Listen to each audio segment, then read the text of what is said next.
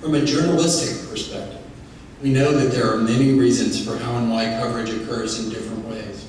What we hope to bring you tonight is a discussion with journalists involved in different strands of the media world.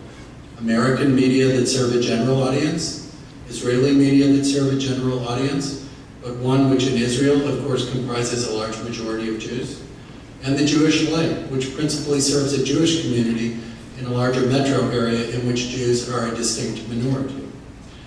In this way, we hope to unpack the reasons for coverage. If you're a reader and you're only reading the immediate stuff, I don't think in the last 30 days of conflict, I don't think there's been 10 minutes on our site in which there weren't, 2 or 3 deeper analyses, carefully crafted texts, not blogging, 5 or 6 opinion pieces, 4 or 5 serious news pieces that go a little deeper into a story than any blog ever could.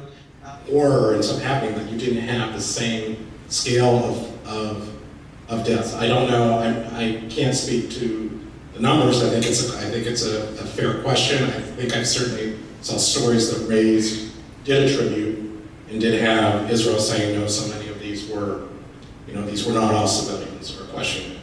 But at the same time, you also had denials of a school being hit, or shelled by Israel, and being told initially that it was Hamas, and then something would change 2 days later, and they would acknowledge it. So it is, it's war isn't pretty, it's not accurate. In terms of what the first reports that come out aren't always. They believe that there's some sort of endless war strategy that can eventually destroy Israel, and since Israel is destructible, it's worth trying, and therefore we now should go to 6 or 8 or 15 generations of ongoing endless war. It's the idea of with this conflict where the question of scale becomes the issue, and how what was in terms of when the IDF went in, how long they were in, what they were doing, did it go beyond what they initially said they were going to do? Were there other things those were questions that I saw raised. Israel is a very, very small place.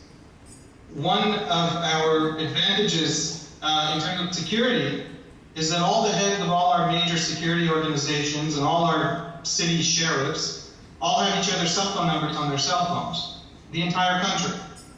We're like the state of Kentucky, but we have a foreign policy. That's the main difference between us and Kentucky. So for us to verify sources is usually a very easy process. This is I was looking at the International Press Institute has a reporter's glossary of loaded language for the Israeli-Palestinian conflict. 61 pages of what you should say or not say, what you should write and not write. Journalists don't know about war. They don't understand what it means to walk into urban warfare where the enemy knows you're coming, knows where you're coming because he knows you're hunting tunnels, and booby traps the path. They don't understand what that looks like. And because they don't understand what that looks like, they can't give the perspective that someone who understands war would give. As far as letters to the editor, I believe, and that's not the newsroom, so it's separate, but what they do is over time look for balance. Even certain days, I think, seem to have a pro and a con.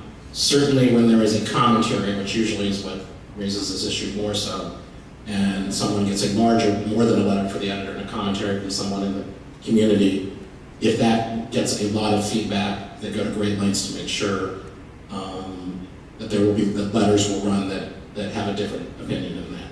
Well, I don't think the media creates those problems. I don't think reporting on the Gaza war is the reason some Britons became anti-Semitic. They become anti-Semitic because they project onto others, onto easy others, onto minority others that you can easily identify as different from you, their own inner tensions. But I think the media has a role in solving it.